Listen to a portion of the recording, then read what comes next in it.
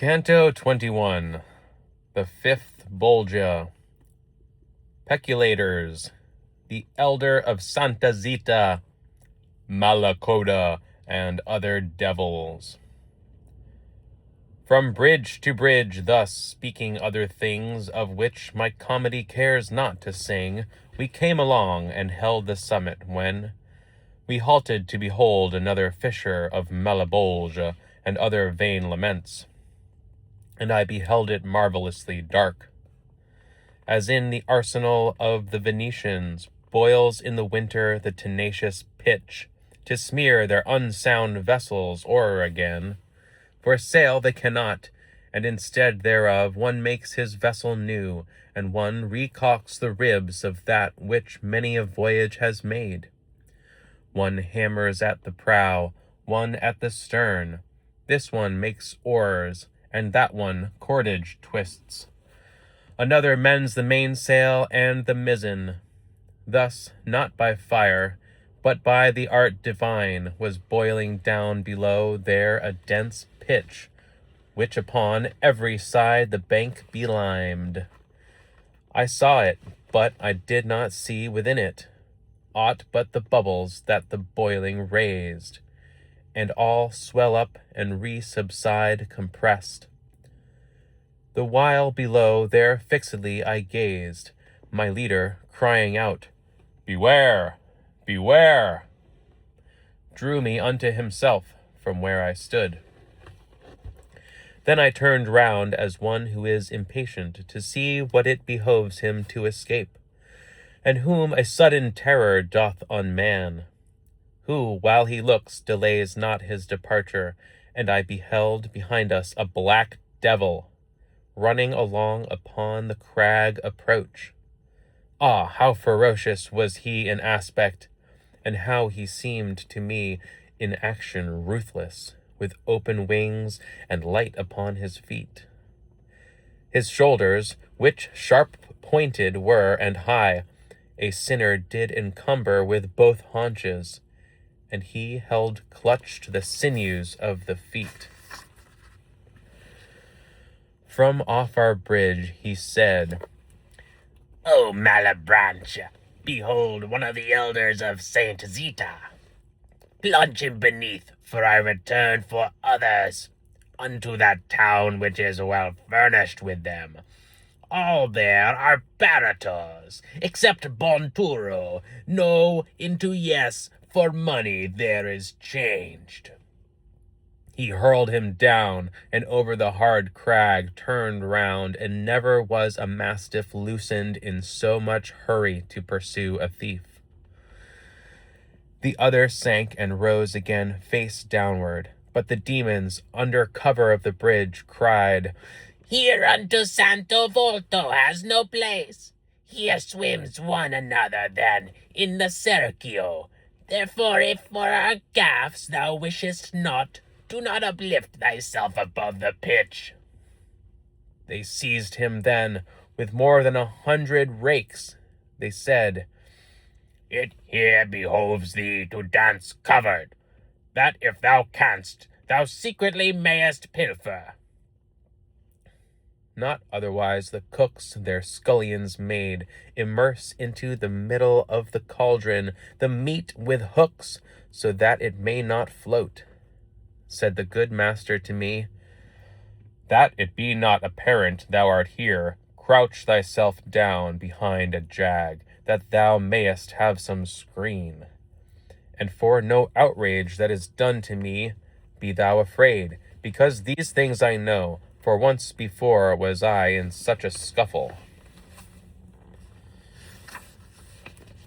Then he passed on beyond the bridge's head, and as upon the 6th bank he arrived, need was for him to have a steadfast front, with the same fury and the same uproar as dogs leap out upon a mendicant, who on a sudden begs where'er he stops. They issued from beneath the little bridge, and turned against him all their grappling irons, but he cried out, "Be none of you malignant. Before those hooks of yours lay hold of me, Let one of you step forward who may hear me, and then take counsel as to grappling me. They all cried out, Let Malacoda go!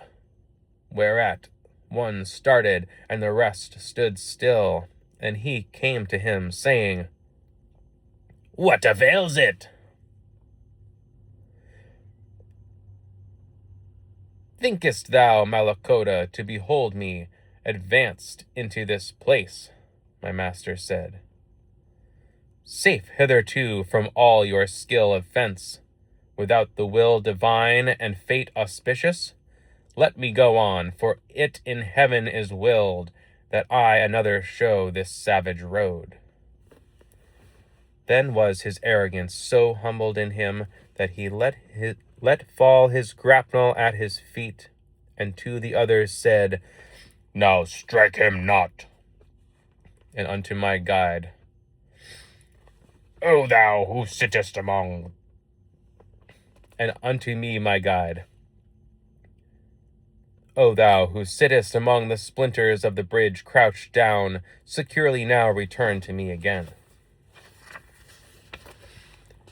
Wherefore I started and came swiftly to him, and all the devils forward thrust themselves, so that I feared they would not keep their compact.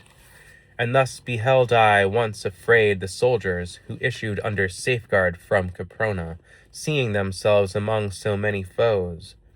Close did I press myself with all my person beside my leader, and turned not mine eyes from off their countenance, which was not good.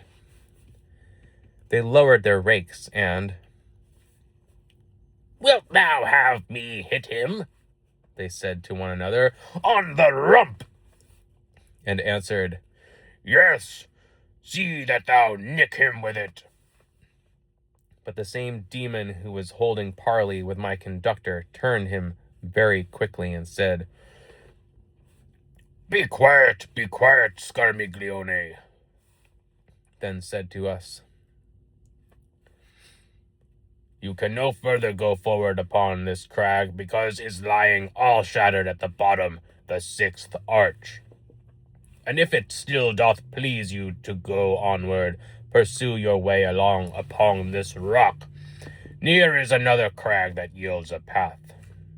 Yesterday, 5 hours later than this hour, 1,266 years were complete, that here the way was broken. I send in that direction some of mine, to see if any one doth air himself. Go ye with them, for they will not be vicious. Step forward, Alicino, and Calcabrina, began he to cry out, and thou, Cagnazzo, and Barbaricchia, do thou guide the 10.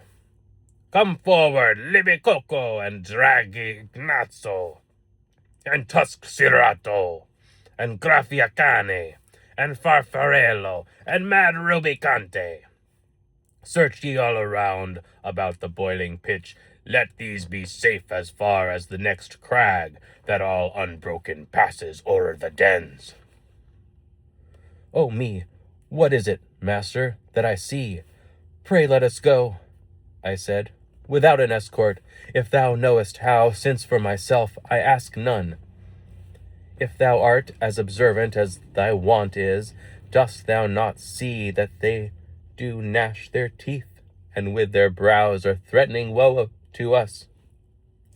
And he to me, I will not have thee fear. Let them gnash on according to their fancy, because they do it for the boiling wretches. Along the left-hand dike they wheeled about, but first had each one thrust his tongue between his teeth towards their leader for a signal. And he had made a trumpet of his rump.